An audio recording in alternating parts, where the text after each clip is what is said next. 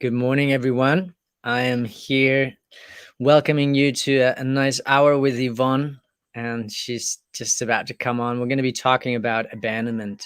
And abandonment is something that is a striking primary imprint in pretty much every human being that has ever um, been born in the Western ecology, so to speak. And it's so easy for us as young children in a foreign world, in a strange land, so to speak, to feel that we are and we have experienced abandonment. And when that doesn't get processed properly, then later in life that comes out again. And it plays out in different forms and means and memes, really, as it does itself. And so I'm going to bring in Yvonne, and we're going to just jump straight in because it's a subject when we have more comprehension around the word itself, the meaning, the origin, and where we ourselves can take responsibility in the now for how we navigate with what may still want to be resolved.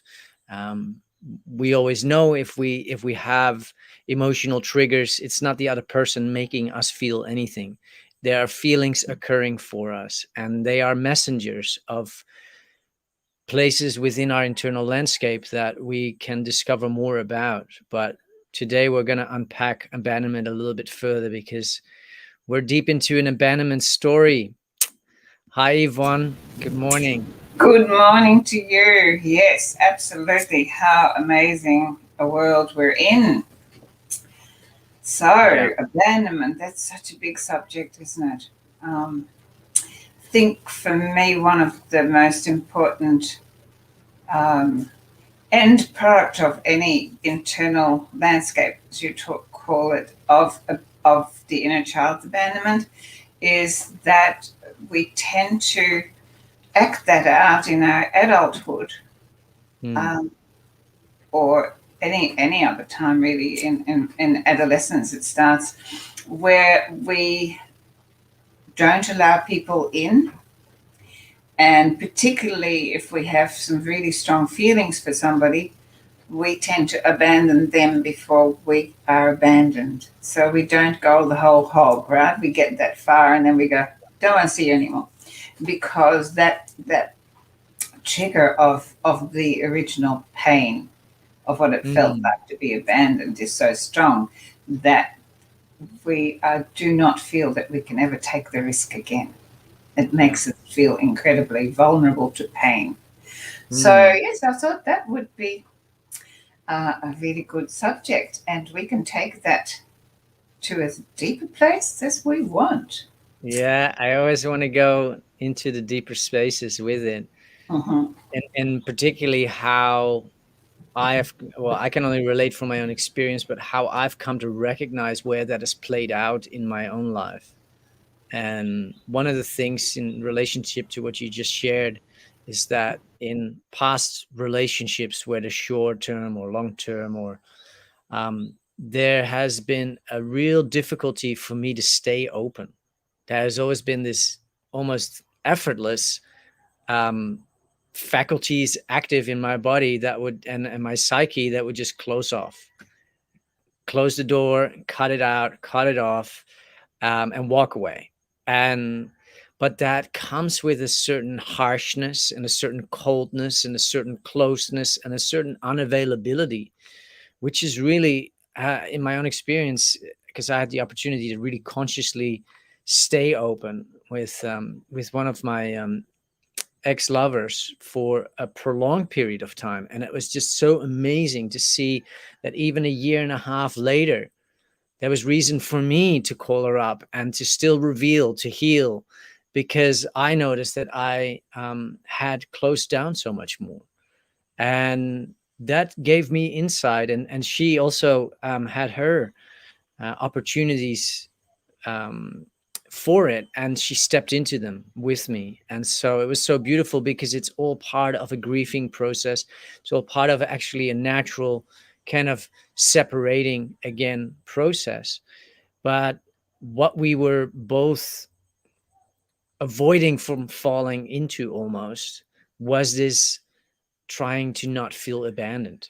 and therefore just shut the other person out. And this is something that is so difficult in this day and age with, people falling in love, people falling out in love, however fast that goes. That level of feeling based relating and that safety in a relationship to stay open and in communication, to reveal what's actually really there, because these relationships, they are attracted for each, just like any relationship or any new venture or any, I call it the hero's journey. Any new hero's adventure is being attracted from our subconscious sort of seeding to bring into our direct experience opportunities for growth, homecoming, return to self, return to wholeness. And that's often, well, it's commonly not known that that's really why we attract different people into our lives, but it's definitely the reason why we repeat patterns in relationships, so to speak, as human beings. And we may get curious at some point, why is it that I always attract this type of man or this type of woman? And I'm not in the space to say that, because I haven't gone through series and series of relationships to recognize clear patterns. But of course, I was able to recognize all my unresolved with my own mother, and including the abandonment. And that was one of the first elements out of the 5 primary imprints that I discovered humans contain within themselves, no matter where they were born on the earth in this Western world. Abandonment is one of them. Rejection, abandonment, shaming. There are 5 core elements that I find are just traceable in every human being, and how we navigate ourselves as grown-ups through the opportunities for our growth in these relationships. It asks a lot of us, but mostly what I found is, once I had the awareness, simply by having heard that this is actually something that, oh, now it's a choice for me to close. It never was a choice to close off. I just closed off. And so now it's a choice. Do I stay open or do I close down? And what is it in me that wants to close down because I want to stay open? And that then relates to that part of self, that inner child that still benefits being reassured that this is not happening now. This is not what is happening in this very moment.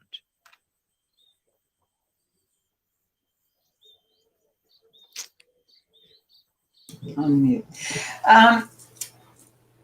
All, so true. And now, the thing that I would like to look at perhaps is, what is the feeling of abandonment?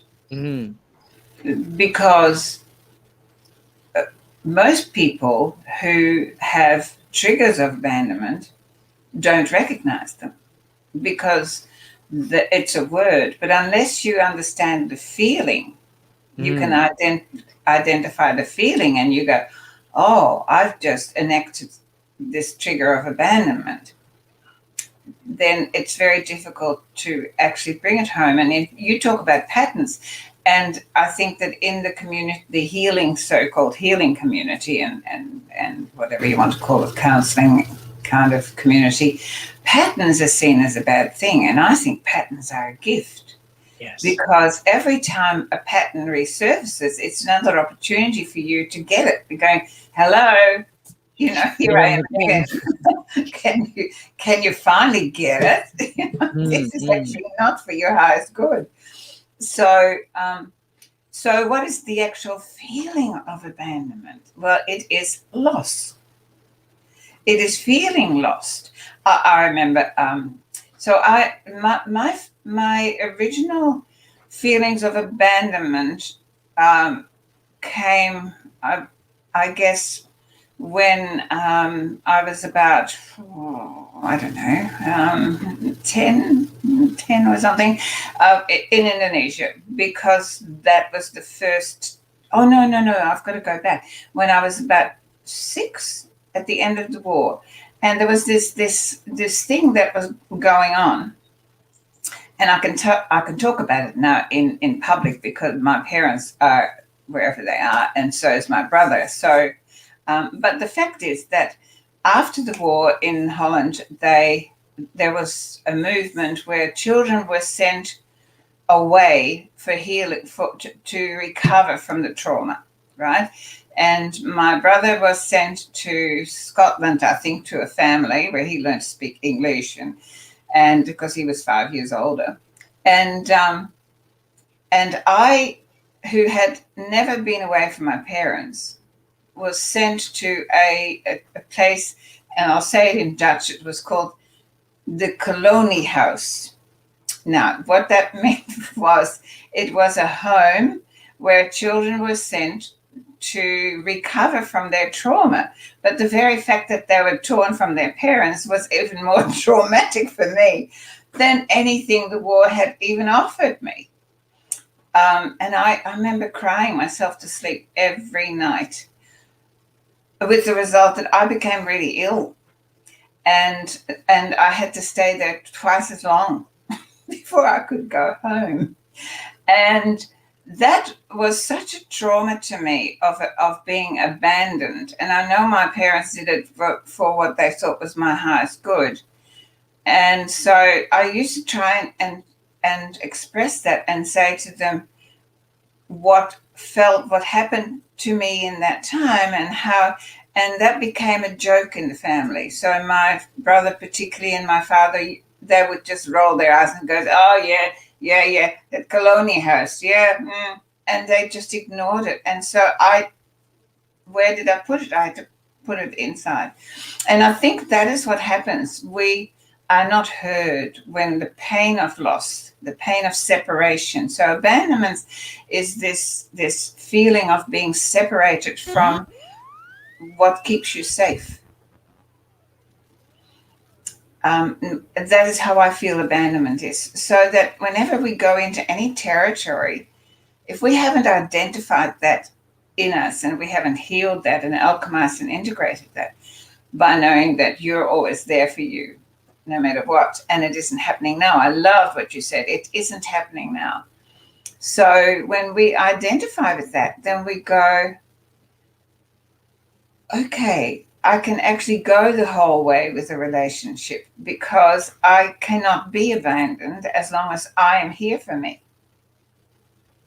But if we look at the outside world to give us what we haven't given ourselves, and that's mostly love, then we are vulnerable to be abandoned, to have that sense of loss, of going into an unsafe place where we can be hurt. And so, yeah, that's really how I see abandonment and how it acts out in our life, not just in our childhood, but later on when we identify what it actually means. Yeah. Yeah, beautiful. Yeah, I can see the acting out in my own life, and as I witness it in other people, is this kind of shutting down of any emotional connection just to avoid, it's like invoking numbness and coldness to come over one's person in order to not feel the underlying feelings of the vulnerability. And so what I've learned to identify is when I go into what I call, I close my heart.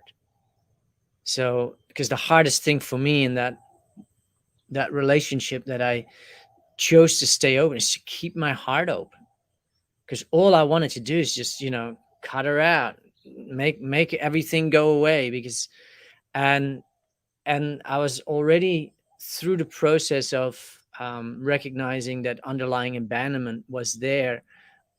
Even when I had processed that, there was still this like patterns, just hardwired, close that heart off because it hurts.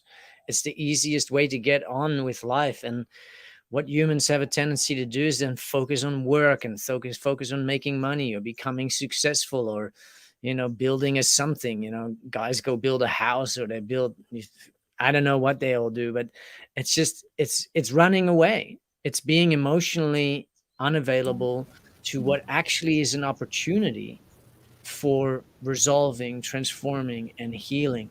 And it's just that we haven't been taught from, very young on in this Western world how to properly process our feelings. That feeling based relating is the most relevant form of relating between us as humans. Because if we and our feelings as younglings were prioritized, that we were seen as little masters, that were having a lot of energy and a lot of processes going on, and there was time taken, there was a knee put down to the ground so that there would be eye leveled communication happening, that would have instilled so much reassurance, that which is only natural. So it's not like I'm asking or talking about things that would be exceptional. That is what loving kindness is.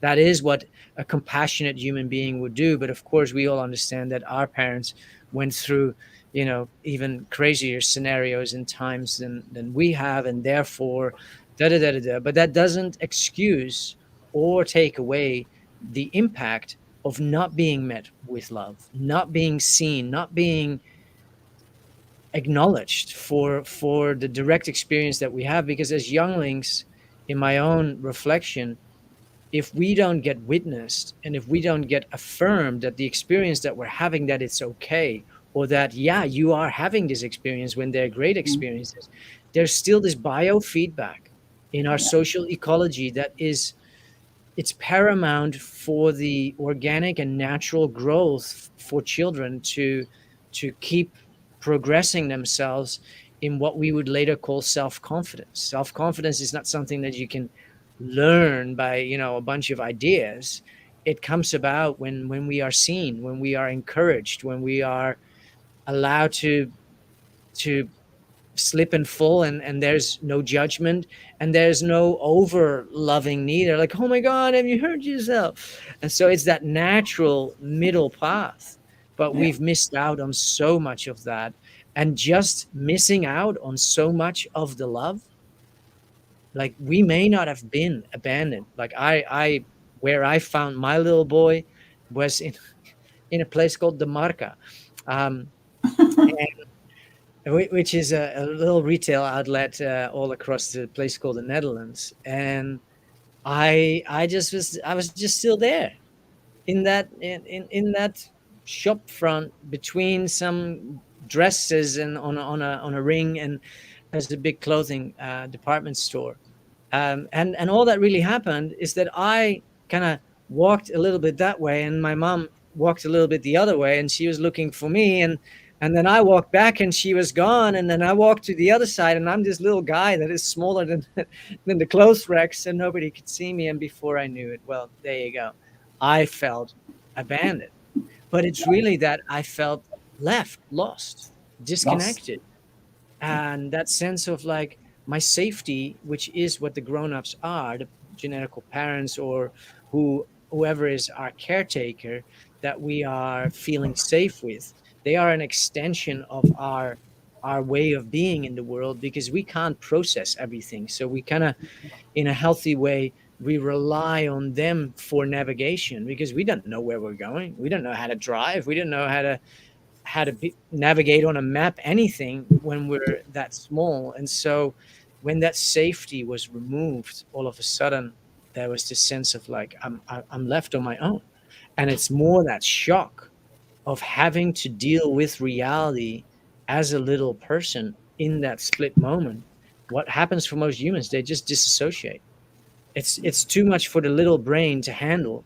Mommy safety, the world, um, is all of a sudden gone. It's And gone. now the whole world is a foreign territory, and it's a strange environment.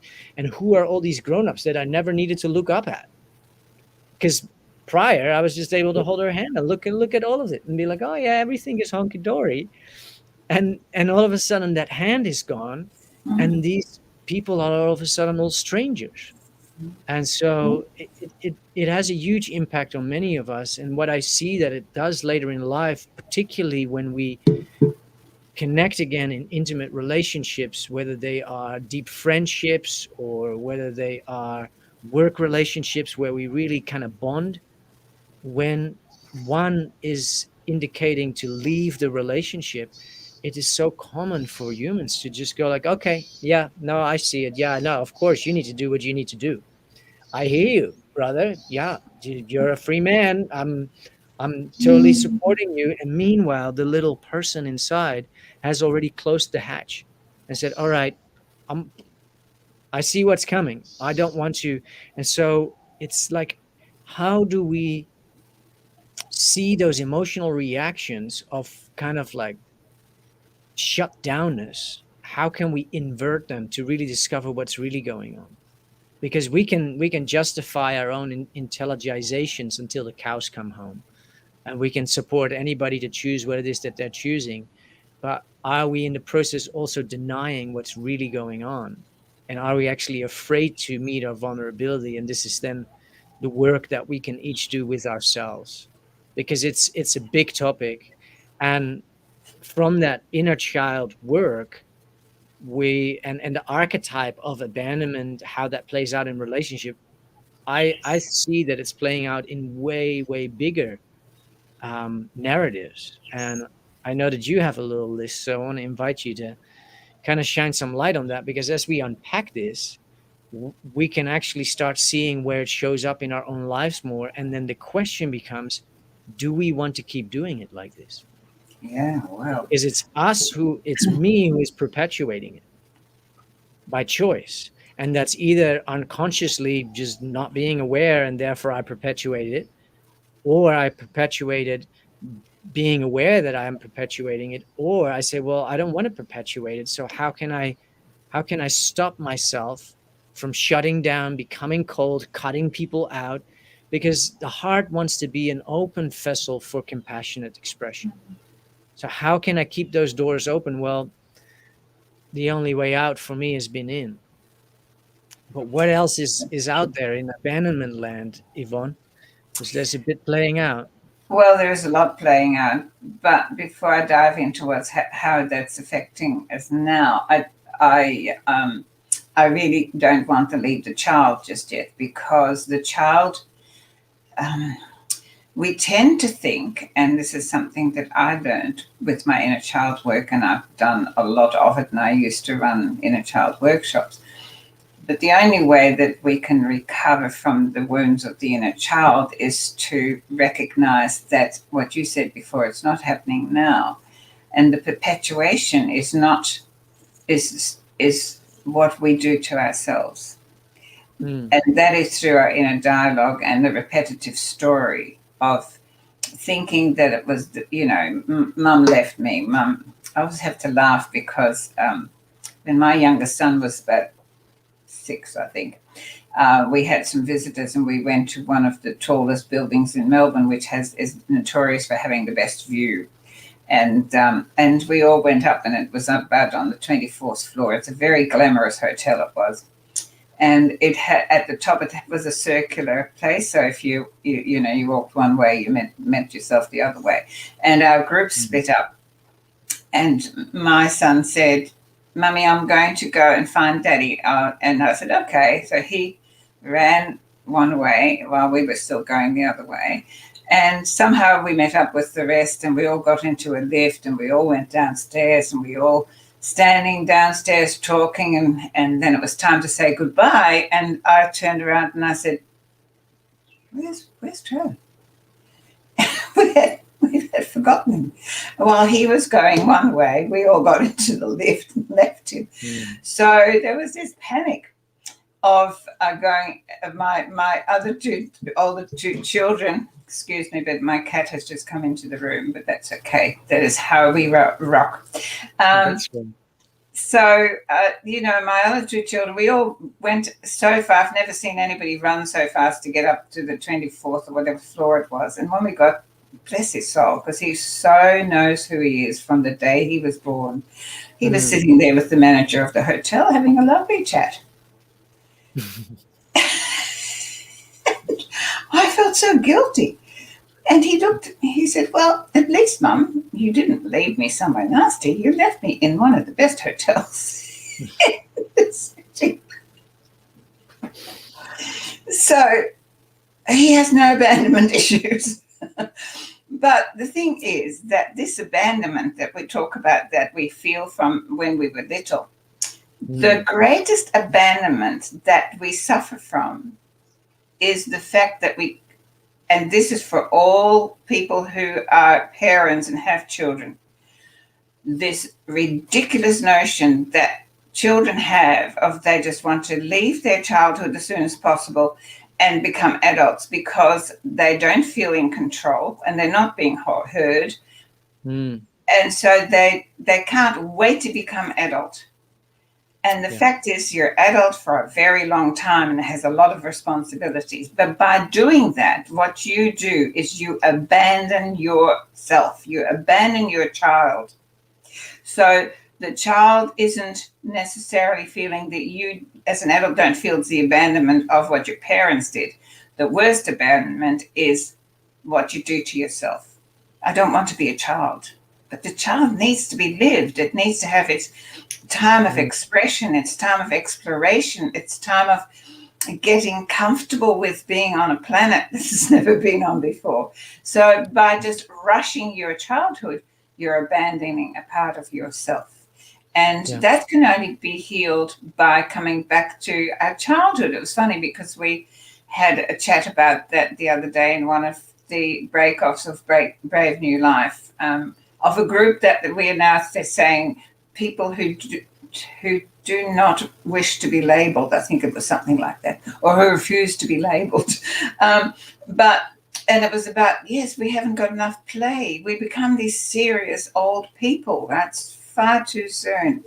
So it's important that we realize that when we think it was because of our parents that we have this feeling of abandonment, that isn't always the only truth. There is this thing that we have abandoned ourselves. We don't nurture the child within. We don't play. We don't do silly things. Well, I do, but a lot of people don't because they feel embarrassed and they're worried about what Mm. people think. And I'm a bit outrageous. I think, I don't really care what people think. As long as it's okay within me. So it's that self abandonment that we do, and that's one part. The way out of abandonment is the same as everything else. It goes back to total self love, acceptance of every tiny little bit of yourself. The good, the Mm. bad, and the indifferent, and everything. And that is the only healing that will permanently alchemize and integrate. So so we think that that is one way, that abandonment plays out. But then there's an abandonment, and I see it so much these days, and that is the empty nest syndrome. Parents that pour all of their love and attention into their families and their children, and then they leave. That is how it's meant to be. And they Yeah. haven't actually made a life of their own in that scenario. They've made their children their life. And then suddenly there's this vacuum. And Mm-hmm. there's this real sense of abandonment. And then there's a danger that we then make the children responsible to fill that hole. And there are many families where the children have the burden of their parents on their shoulders because their parents are just sitting there going, yes, but you left me. Yeah. Yeah. So that's another kind of abandonment that people suffer, right? And I always say, well, get a life because it's your life. You're here to nurture and guide and support. But then what have you done? You're not here to do that in, sacrificing your life. That has to be lived as well as and in conjunction with. So, Mm. so that is an abandonment that's very real. And what has occurred that I've observed is because of that, there's been an interesting transition where young people have their children and then go to work and give their children to their parents to bring up. And that's okay if you're living in a community and the indigenous do it beautifully. But in the Western world, that can actually become quite a burden. Yeah. And so that's another area of abandonment that um, that is filled maybe by something that is not always for your highest good. It could be, but and unless we see the intention behind it, then again we have a sense of abandonment when suddenly our house is empty, Mm. right? And Yeah. then I guess, yeah, go. No, it's interesting. One of the things that I identified for myself in the process of exploring this subject more over the course of the past years, I really became aware that there is a lot of discursive identity, and just identity in and of itself. We as humans identify with word sounds, ideas, concepts. I'm a Mm, this, I'm a that, and in relationship to that, empty nest syndrome, so to speak, can really see that parents really fully identify with that is all that they are, and so they kind of self condition themselves to have that be the framework of their identity, which mm, then when these children leave, automatically that starts falling apart. And the process of the leaving is of course the trigger for a sense of being abandoned. In that sense, I see that what has happened in our Western world is that most human families are extremely codependent with each other, on an intergenerational level, and have a lot of kind of ideas and perspectives about how the other benefits fitting within the fruity land of ideas that makes everybody feel, at least having a shared understanding of what's real, what isn't real. But when I look back at my own family and how I've removed myself out of it, um, I love them all dearly, and I cheer them on. I speak with my parents regularly, and at the same time, I'm also seeing that it's so healthy that I am within me where I am, and that what I used to label as codependency in my own family was just my own unresolved around that, mm, because they have found something that works for them. And why why has there been something that kept me from being happy for them, is because of my own abandonment issues. So, we're coming full circle. And my abandonment happened is that I left the Netherlands around the age of 20, after I decided to quit school, and my only way out of the confrontation with my parents was if I had already decided that I left the Netherlands. Because if I was just going to come home with I quit school, and now what are you going to do? And I don't know. That wasn't going to cut it. And so I had already been rejected enough to know that I couldn't pass that little bridge. And so what I did is I put in the notion I'm leaving the Netherlands. And but I was so self-protective of myself in that process that I came across very convincing. But of course, the little boy just wanted to be held, and the little boy just wanted to be told, "No, it's okay. Come, you can stay here for as long until you figure it out." And all that. What I didn't get. And so when I left the Netherlands at the age of 20, I actually felt abandoned by my own country, by whatever I could come up with as a fueling of my own kind of unresolved. I was pointing fingers quite a bit, and not directly, but like if I look back at it, I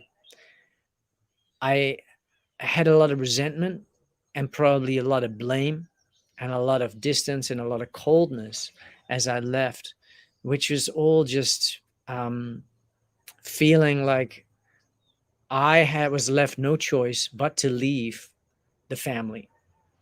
And really, it was just my process of growing up. But because there's pre existing abandonment trauma, it just keeps stacking on top of each other, because the patterns just keep repeating. And they keep repeating so that we can become curious, like, wow, this is really coming around. And how can I end this continual cycle of this pattern? um, and of course we don't have to actually go through patterns, because what we can witness is that we're going through unnatural emotional states of being. And I'm saying unnatural, not that it's not natural to feel resentment, because it's a feeling, But the question is, do you want to feel like that? Mm. And then if you feel you don't have any control over it, well, in the truth of it, we do have control over our feelings if we are willing to discover where their origin comes from. And then for me, the whole syntropic orientation is just to question the function of life, because it's always performing a function with purpose. If that is the case, then all of these feelings of resentment are purposefully trying to tell me something. And that's then when we enter into that internal landscape of that inner child that can be found through the stories and the rah-rah and everything that I'm, telling myself about the people out there. And I see that the out there world currently is a huge mirror reflection for people. And I'd like to invite you to share a little bit on that, sort of like, how can we make use of the external world as it seems to be pushing us in all sorts of, I guess, boxes. Um, what are we forced into in the process, and do we have a choice in doing it that way? Well, yes, we do. But what's really happening in how you perceive it? Because this is a fascinating subject. Yeah, because when we look at what abandonment means, it's a feeling of loss. And as you described, your little boy wasn't really lost, but in his mind's eye, he was in a foreign territory. He wasn't, nothing was familiar. And it comes back to what you talked about too, is the identity, our identity. The question constantly, who am I? Yeah. You know, and then when we go on our hero's journey, as you call it, that's the first question that we need to have answered. Who am I, really? Taking us beyond the identity of the physical persona. And how I'm observing things now is this is abandonment gone rogue in the global situation, because we have, we have abandoned, as I see it, our free will.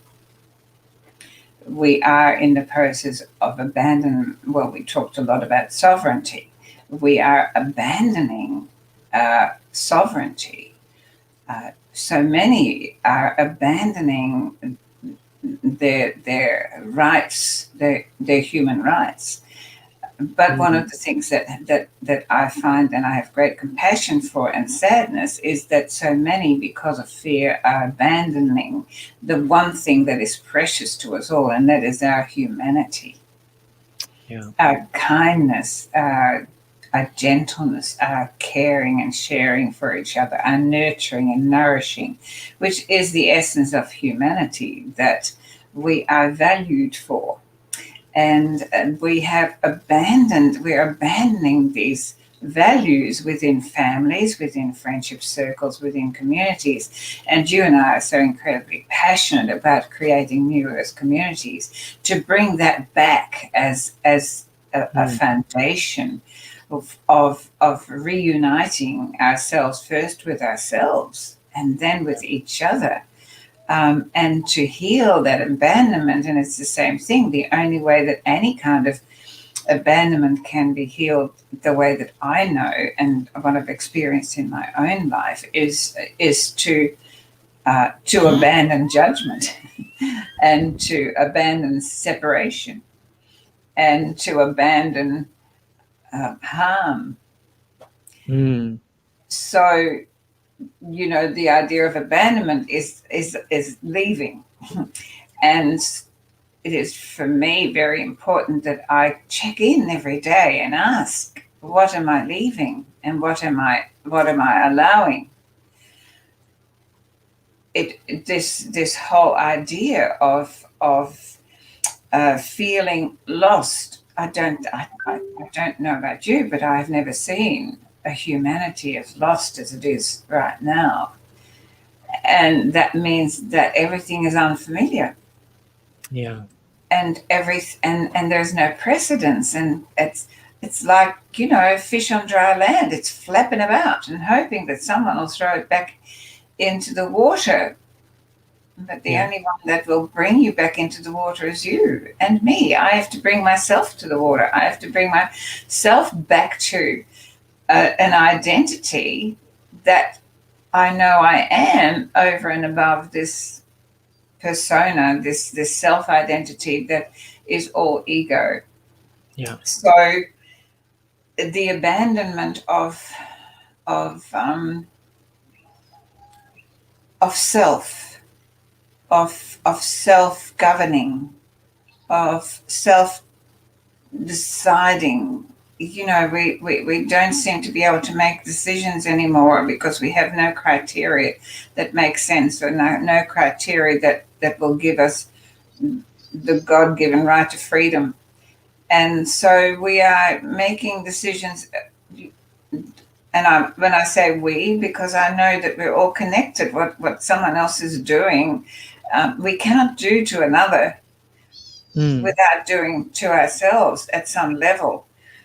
And so the harm, and I always say that to people who do harm, if you do harm, you are hurting yourself just as much as you're hurting another, because there is no division. We are one. We come from one source, and we come from one beautiful energy, and so we are connected, whether we like it or not. And so if you abandon me because you're making choices that is not for the good of all, then then we all have to do healing. Yeah. Yeah. It's no good saying, well, I didn't make that decision, so I'm okay. Yeah. And that's what's going on at the moment, and I feel very sad.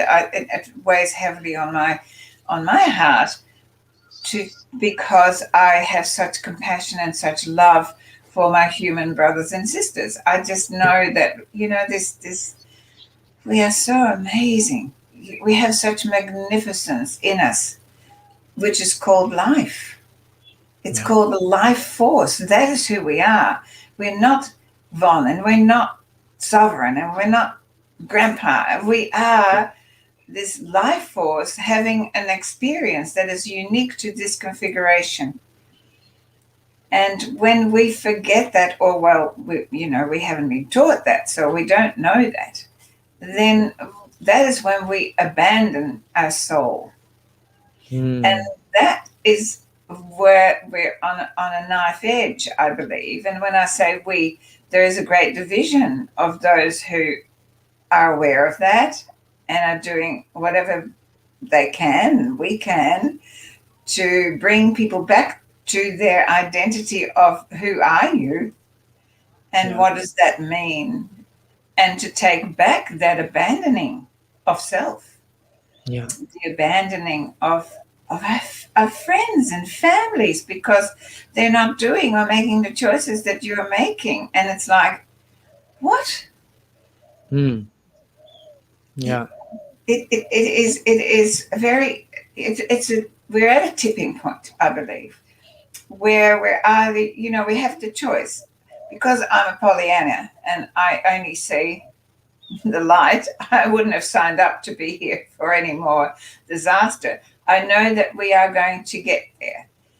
But at the same time, it's so relevant to look at abandonment and what are we abandoning? Yes, we spend a lot of time looking at the inner child and being, in a state of abandonment, and looking at that. And that's incredibly important, to bring home the inner child.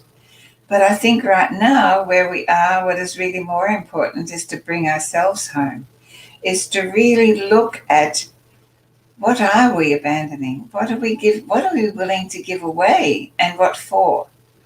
And to bring ourselves home to knowing that life in us is asking to be fully expressed in love, in peace, in harmony, in joy, and to embrace what we are giving up, what we are abandoning, and that is our humanity for each other. It is what makes us so incredibly special. So, yeah. Wow, that's so beautiful, Yvonne. Um, I should have you on the full screen more often. It's a, such a delight. Well, Such a maybe you need to warn me next time. I know. Yes. Yeah. It is. It's an amazing topic for this time that I think is very much overlooked because we are um, we're how we are kind of abandoning ourselves, or how people are abandoning their own sovereignty, is because we're being let down. We're being let down on all fronts. Our so-called governments are totally letting us down. The so-called medical establishment is totally letting us down. The corporational institutional framework, well, it's only ever been out for profit. So but it's coming to the surface now that there is a tremendous letdown. But that's also because we have been very gullible to believe that they are there for our health and well-being, and they're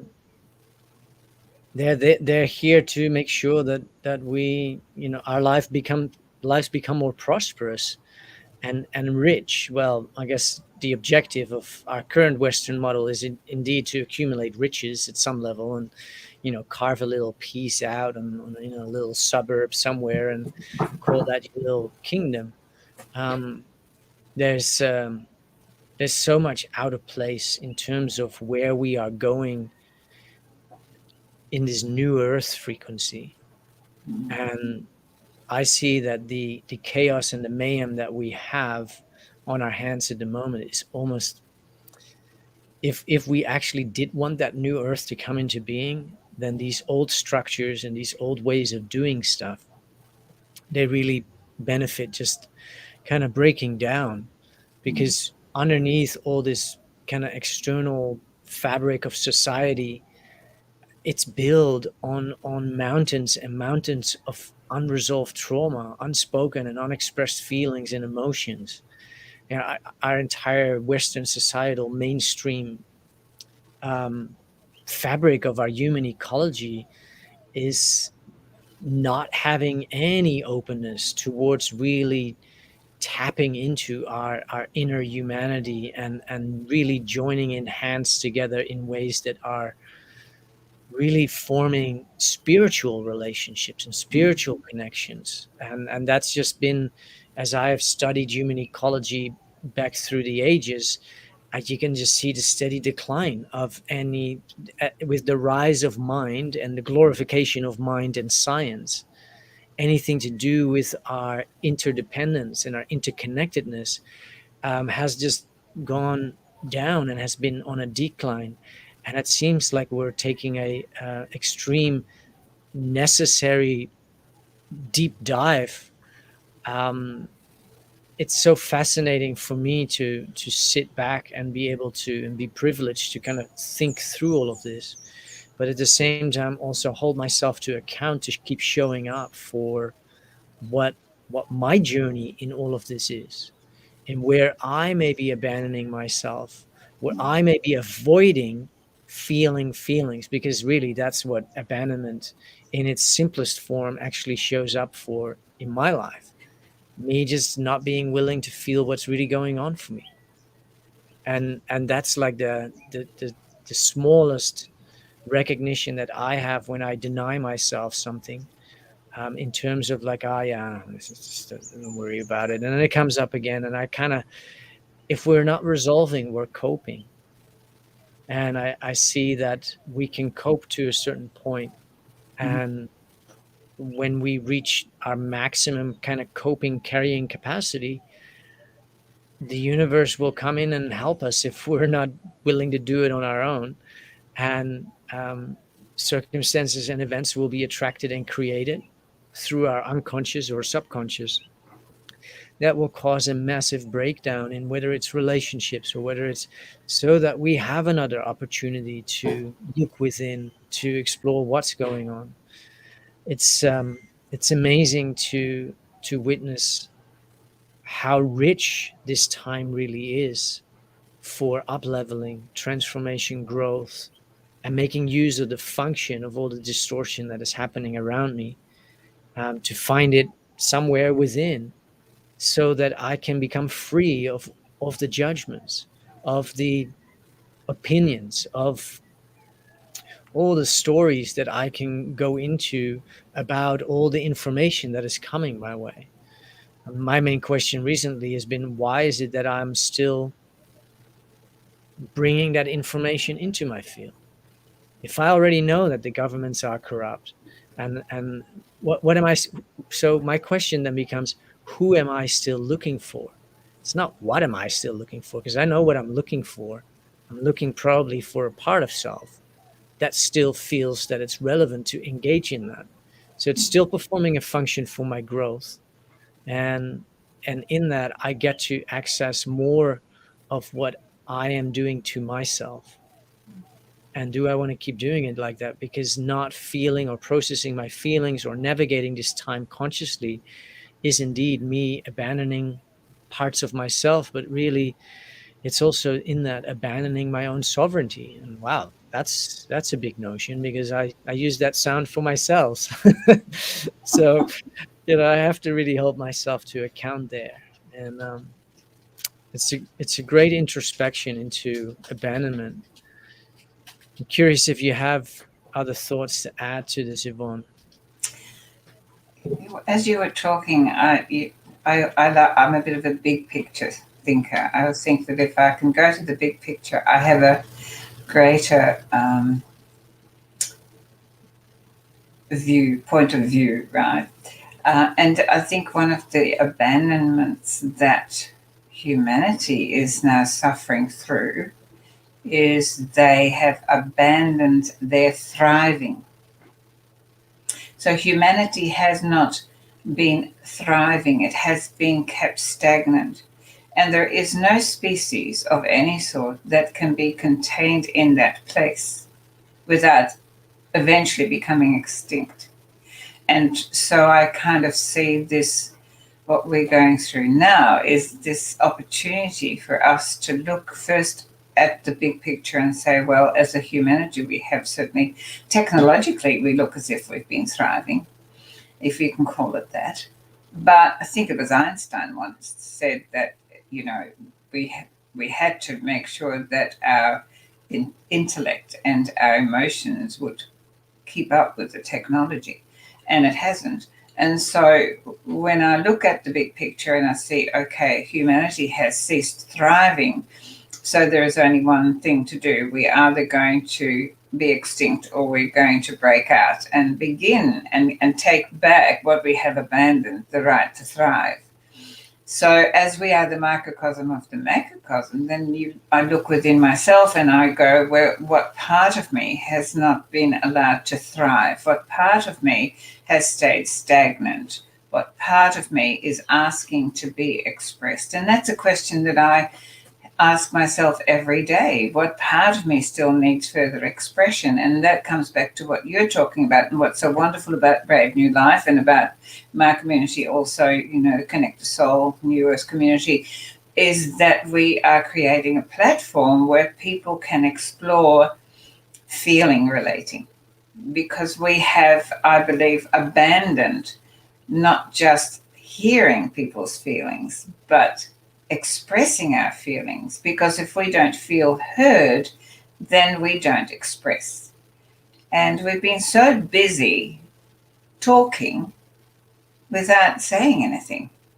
We've been so busy talking without listening.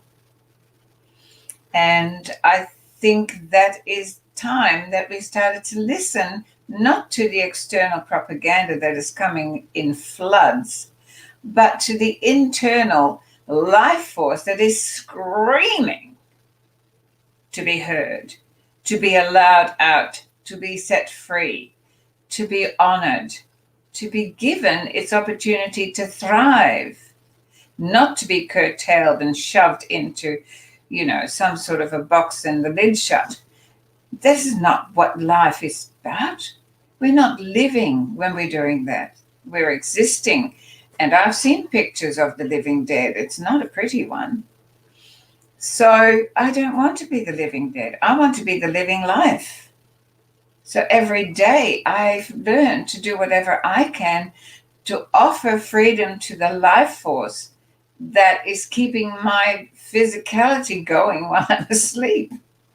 I it deserves to be honored. It deserves a place. It deserves to be expanded, and it deserves not to be abandoned. And we have abandoned knowing who we are, that we are an external expression of a life force Mm. that connects us all. And one cannot make a choice that doesn't affect another. So my mission is just to get more and more people to come home to knowing who they are, how amazingly special we are, and how special this opportunity of life is, and to not abandon that for the sake of being able to go to the movies, Yeah. or being able to get on a plane, or being Hmm. able to go to a restaurant. Yeah. What are we abandoning for the sake of that? Yeah. When I Freedom say itself these means a whole words, lot. Yeah. it makes there is a cry within me. There's a Mm. cry within me for humanity not to see that. Yeah. So Yeah. I This. walk a little longer. Yeah. It's amazing what this time is bringing forth, and how the powers that are driving all of these sort of governmental agendas, and the restrictions, and then the businesses that are enforcing those restrictions. So we're doing a self-policing on ourselves, so to speak. And people are policing each other in supermarkets for not wearing a little face nappy that really makes people just breathe in carbon monoxide of their own Mhm. exosomes. So the capacity for humanity to think for itself has been slowly but surely degenerated, and it's now being given a test case to see if it can actually abandon itself fully, or whether it will remember who it really is.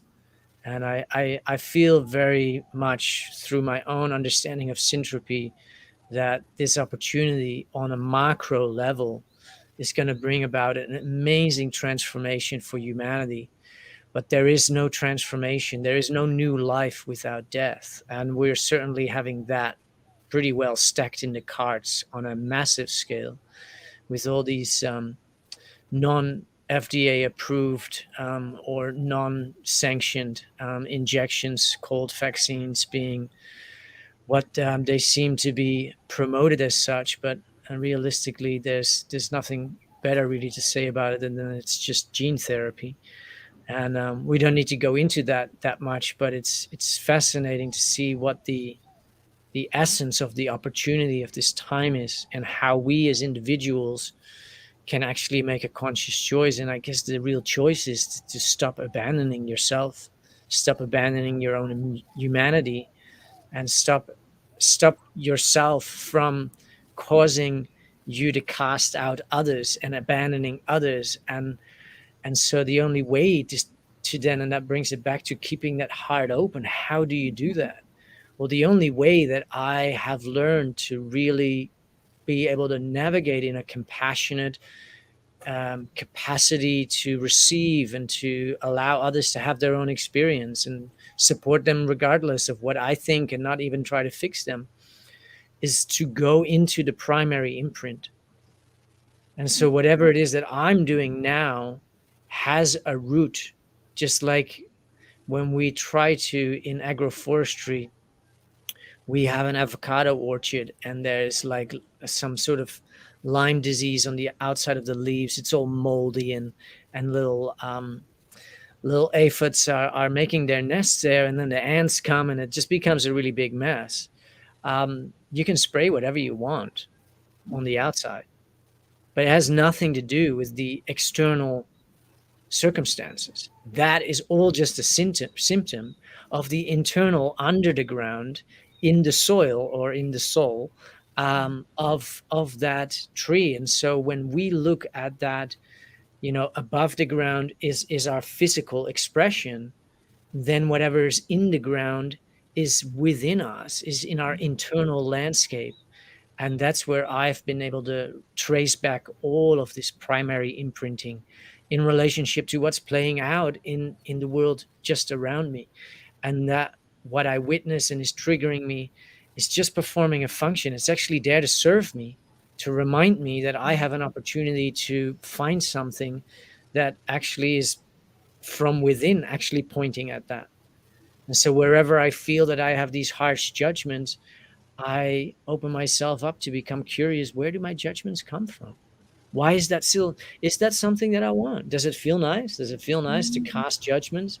And so it does take a lot of commitment, so to speak, as in a willingness to stop oneself, a willingness to get out of what I call human damage. Like that for me has been the paramount difference in living now a life where I get to restore my wholeness and my self sovereignty to one where I was just existing and I was unhappy existing. And the defining difference has been to make a willful commitment to re-enable my nature, to re-enable my wholeness, to re-enable my sense of I'm in a space of love, I'm in a space of acceptance, and wherever I'm not, that is performing a function for me to show me that something's still stuck in me.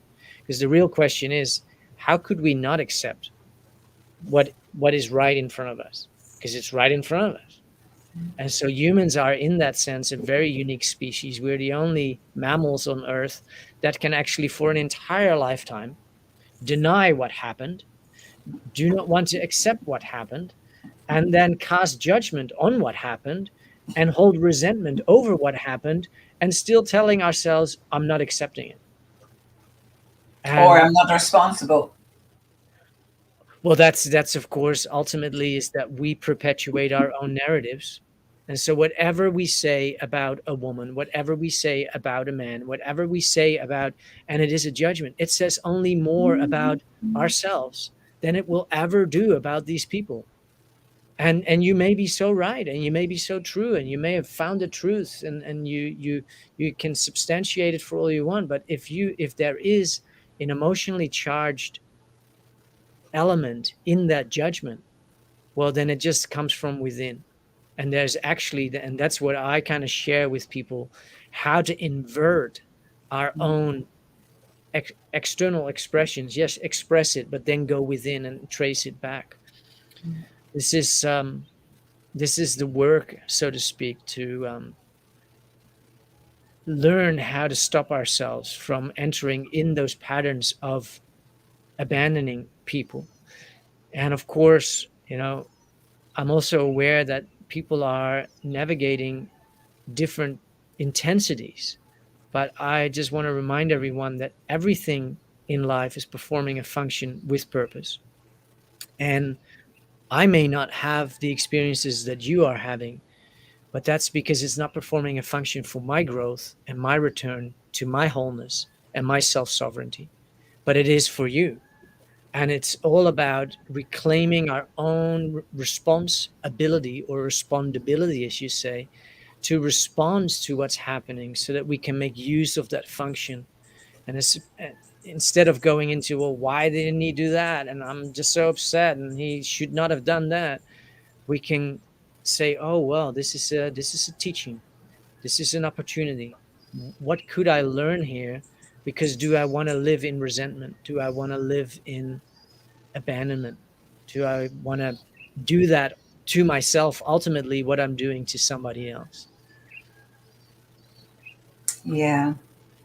And I know that we're getting to the time, and there's just a message that came through as you were talking, and that is for humanity to just to not remember, but to embrace that there is no one outside of you that can make you feel safe,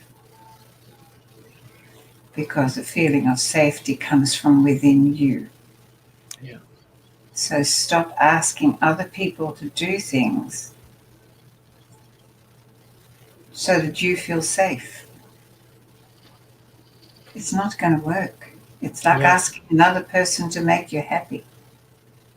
It's a Hmm. shocking burden that nobody can really fulfill.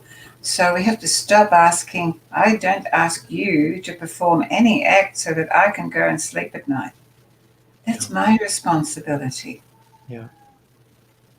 Safety comes from within, Yeah. And if you don't feel it, then it wants to be found and and wants it to be doesn't matter. restored. Yeah, and it doesn't matter what you do or don't do. If you cannot find the feeling of safety within yourself, which comes from a faith of knowing who you are. We're back where we start. Who are you? Who am I? I am an expression of source. I'm an expression of life force in Mm. human form with free will and free choice. And we are abandoning that. So, Yeah. time to bring it back to self, to know and to love that gift of life force within the human form, and to love and appreciate and honor the gift of life Yeah. and set it free. So much wisdom there, Yvonne. Such a pleasure each week to be on with you and to unpack these singular words almost that are so far reaching into the fabric of our human ecology and my own personal human ecology. And it's beautiful to take it take these conversations definitely for my own growth. So it's a beautiful And mine, growth never stops. yay. Yes. Well, keep growing, everyone. Share this out if you feel inspired, to your friends that you may feel may pick something out of this. And these are the times to kind of do the inner work because the whole world is being slowed down. And we'll be on again next week on our regular hour, our um, our Friday morning here on the Australian time zone, and the Thursday night over in the US. And any last words, Yvonne? Oh, look, words begin to fail me now. I just feel love yourself, love your fellow humans, and at the end of the day, if you can look yourself in the mirror and feel that you've done the best you can under the circumstances, then you can rest easy. Beautiful. And I just love being human. Great. Love your human experience one way or Yes. the other. Find the love within. We'll see each other again shortly. Ciao for now. Bye.